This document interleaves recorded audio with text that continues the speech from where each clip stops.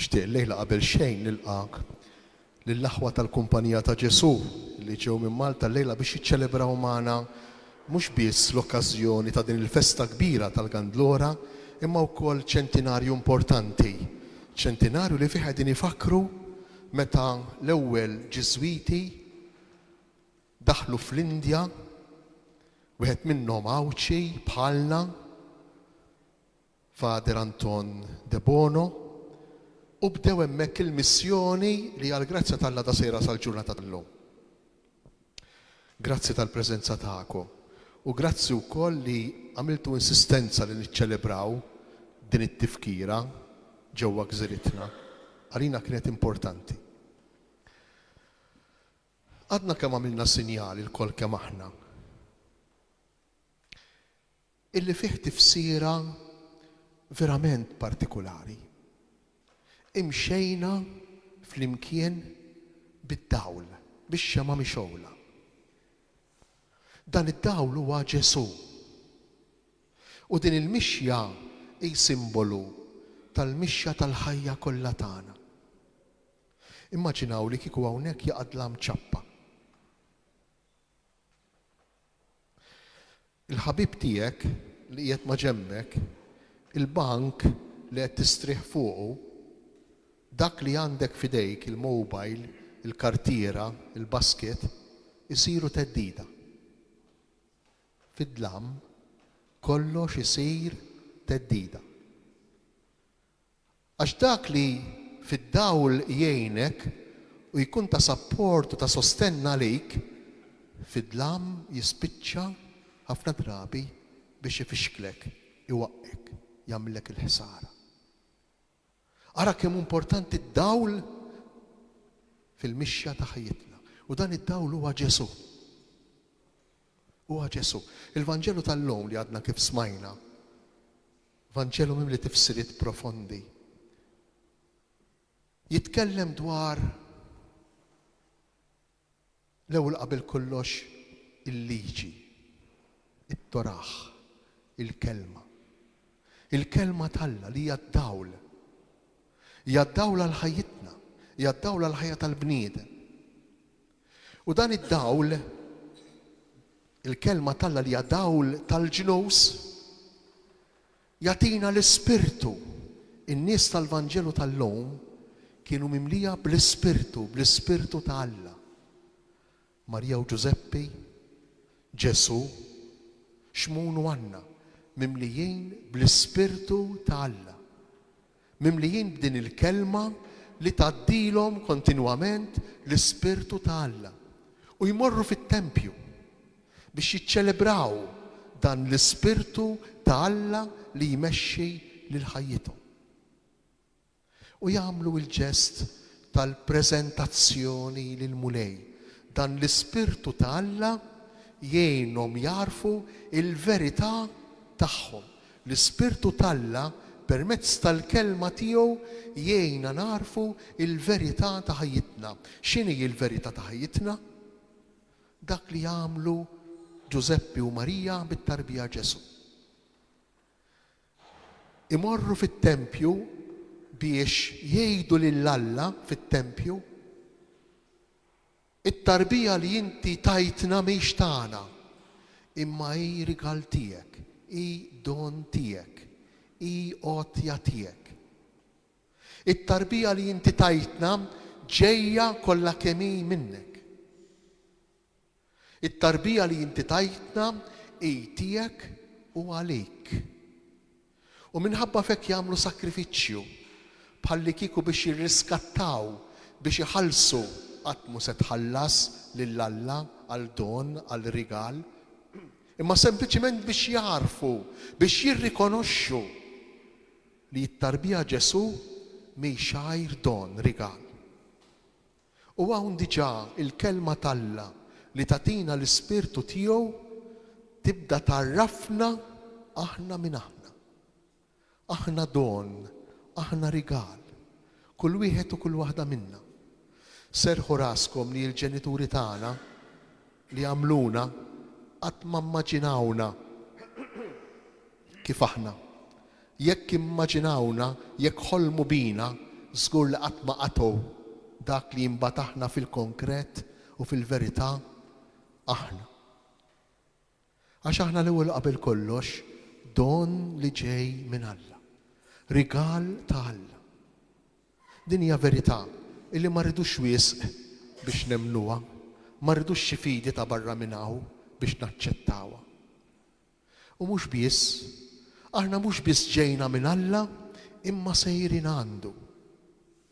Il-mixja tagħna bix-xema, il-mixja tagħna ma' Kristu li huwa d-dawl ta' ħajjitna twassalna lura għandu għand Alla. Hawnhekk qegħdin hawn f'passaġġ, qegħdin hawn fi żmien ta' tranzizzjoni. Araw kemm il-kelma tatina dawl, kemm l-Ispirtu Alla lilna jgħinna nkunu aħna, jgħinna ngħixu l-verità tagħna ta' umani, ta' bnedmin li aħna. Kemm hi sabiħa l-esperjenza li jagħmlu Giuseppi u Marija fit-Tempju ta' Ġerusalemm, fid-dialogu li jagħmlu ma' dawn iż-żewġ anzjani, żewġ persuni mdaħla fi żmien. Xmun li żgur bħala ludi raġel ġust, jgħidilna l-Vanġelu ġust u tajjeb, żgur li kien miżżewweġ għall-Lut ma tistax ma tkunx miżżewweġ, żgur li kellu tfal, kellu l-familja, żgur li stinka u ħadem u ħaseb biex li tfal ma jkun jonqoshom xejn u għamel kull ma seta għall-familja tiegħu kif nagħmlu aħna. Imma meta daħal fi żmien beda jaraf u beda jinduna, jew induna iktar minn qatt qabel, li dak li kien jonqos kien illi jilqa' lil Ġesu f'dirajh, li jżomm lil Ġesu f'dirajh, li Ġesu jiġi għandu. Kemm hi xena sabiħa dan ix-xwejjaħ li jilqa' lit-tarbija, jilqa' lil Ġesu. Kemm hi xena sabiħa dan il-bniedem mimli bl-esperjenza, mimli bl-età, mimli bl-għaqal, inneħħuha l-idijata li għandna llum tal-anzjani. Illum sfortunatament ħafna drabi lill-anzjani nagħtuhom il-ġenb. Ħafna drabi lill-anzjani nqisuhom illi ma tistax tapprofitta, ma jagħtux profitt, mhumiex utli. Allura b'xi mod nipparkjawhom law jew lem, mhux kulħadd ta'. Imma għandna ftit din il-mentalità. L-anzjan fi żmien tat-Testament il-Ġdid, l-anzjan kien bniedem ta' rispett kbir, kellu rispett kbir għaliex l-ewwel nett kienet diffiċli li ssir anzjan. Diffiċli li tgħix ta' età sa età kbira. Allura l-bniedem anzjan kien verament meqjum, rispettat. Tant rispettat u meqjum illi l-kelma presbiteru, il-kelma assejs, tfisser anzjan, l-anzjan, dak li għandu l-esperjenza, dak illi ġarrab ħafna fil-ħajja, dak illi kapaċi jaqsam l-esperjenzi tiegħu biex ikun jista' jerfa' jgħin lill-oħrajn, lill-persuni ta' madwaru. U allura dan xmun l-anzjan u din Anna l-anzjana jiddialogaw ma' Giuseppi u Marija. U dan l-anzjan, bħal din l-anzjana Anna, dan xmun u Anna juruna illi wara li nagħmlu ħafna esperjenzi fil-ħajja tagħna, Anna 7 snin miż-żewġa, il-numru 7 numru perfett. Għandha 84 sena, 7 għal 12, 84 sena jgħidilna l-Vanġelu, il-perfezzjoni tal-istennija tal-poplu ta' Iżrael, 12 huwa s-sinjal, is-simbolu, n-numru illi juri 12 il-tribu ta' Iżrael għal 7, l-istennija tilħaq il-quċċata tagħha. Imma din il-mara bħal xmun għadha tistenna, din il-mara hija armla, għandha vojt kbir ġo fija. Il-vojt li għandi jien, il-vojt li għandek int, il-vojt li għandu kull wieħed u kull waħda minna. L-istennija ta' xmun, ix-xewqat tagħna li ħafna drabi nsibuha bitqila biex naqtawhom f'ħajjitna. Ngħixu bl-illużjoni illi jissaqtajna xewqa, ilħaqna fejn ridna, dak li xtaqna ksibnieh, imma dritt wara malajr terġa' titfaċċa xewqa oħra bħalli kieku qatt ma nistgħu nimlew il-vojt li hemm fina. Għax dan il-vojt jimtela biss b'Ġesu. Jimtela biss b'dan id-dawl li huwa Ġesu, l-iben tal-missier li ġie f'nofsna fid-dinja bniedem bħalna biex jgħidilna kif inkunu bnedmin tas-sew. U allura meta fid-dawl ta' dan il-Vanġelu inħarsu lejn l-opra illi l-aħwa Ġiżwiti bdew, komplew u għadhom iwettqu ġewwa l-Indja sal-ġurnata tal-lum permezz tal-preżenza ta' almenu 3 dioċesijiet illi twaqfu minn missjoni ta' 100 sena ilu. Allura din il-missjoni, dan it-taħbejt, dan l-inkwiet, dawn id-diffikultajiet li magħhom iltaqgħu madwar 80 Ġiżwita Maltejn illi jgħixu fl-Indja, mod speċjali mas-Santali, dioċesi ta' Dumka l-ewwel qabel kollox, jien kelli x-xorti li nżura din id-dioċesi li mmur, kien hemm Alla jaħfirlu Patri Gigi kif ukoll Patri George minn Blomor, insellimlu minn hawnhekk forsi qiegħed isegwina. Dak it-taħbejt ta' dawn in-nies kien sempliċement il-mod ta' kif nies oħra ikollhom id-dawl ta' Ġesu. Ikollhom il-possibilità illi jgħixu ħajjithom fid-dawl, mhux fid-dlam. Ġesu huwa id-dawl tal-ħajja ta' kull bniedem. Għaliex? Għax permezz tal-kelma u permezz tal-Ewkaristija jagħtina lilu nnifsu, jibqa' fina l-Ispirtu tiegħu u jagħti sens lil kull esperjenza, lil kull ġrajja li aħna nġarbu f'ħajjitna. Aħna ma nirrealizzawx x'rigal kbir u id-dawl tal-fidi. Ma nirrealizzawx. Għax twelidna fih, għax ngħixu fih. Forsi ma napprezzawx biżżejjed, għax forsi qatt ma konna nafu mod ieħor, qatt ma konna nafu stil ieħor ta' ħajja, kultura oħra, imma twelidna propju fid-dawl li sfortunatament ħafna drabi nonqsu milli napprezzaw. Dawn il-Ġiżwiti, dan il-Patri Anton de Bono, għadhom kif qaluli li kien minn din il-parroċċa, mill-parroċċa tal-Katedral. Dan il-Patri, mingħajr ħafna kalkoli u mingħajr ħafna kontroll tas-sitwazzjoni, jiena ma nafx ma kultant nistaqsi u ngħid min jaf kieku illum ċertu esperjenzi daqshekk radikali ta' faqar. Aħna nafu mill-istorja illi l-ewwel dar ta' Patri Anton kienet Għarejx Alpis Santali.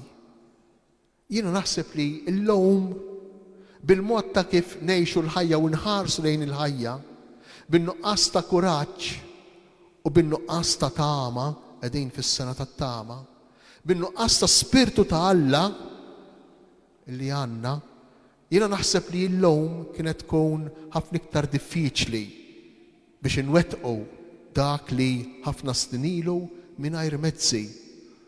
Faqar assolut irnexxielu jwettaq Patri Anton de Bono flimkien ma' Ġiżwiti oħra, kemm Maltejn kif ukoll dakinhar Taljani minn Sqallija. U din il-missjoni li bdiet 100 sena ilu f'Marzu tal-1925 tant imxiet il-qudiem illi llum hija diviżja maqsuma fi 3 dioċesijiet immexxija minn nies lokali, minn saċerdoti lokali, minn Indjani stess. Jiena nixtieq nirringrazzja lill-Alla flimkien magħkom għal dan id-don, għal dan ir-rigal li huwa ta' lid-djoċesi tagħna, għal dan ir-rigal, għal dan id-don li ta' lill-Kumpanija ta' Ġesu f'dan il-patri wieħed minna Anton De Bono propju minn din il-parroċċja.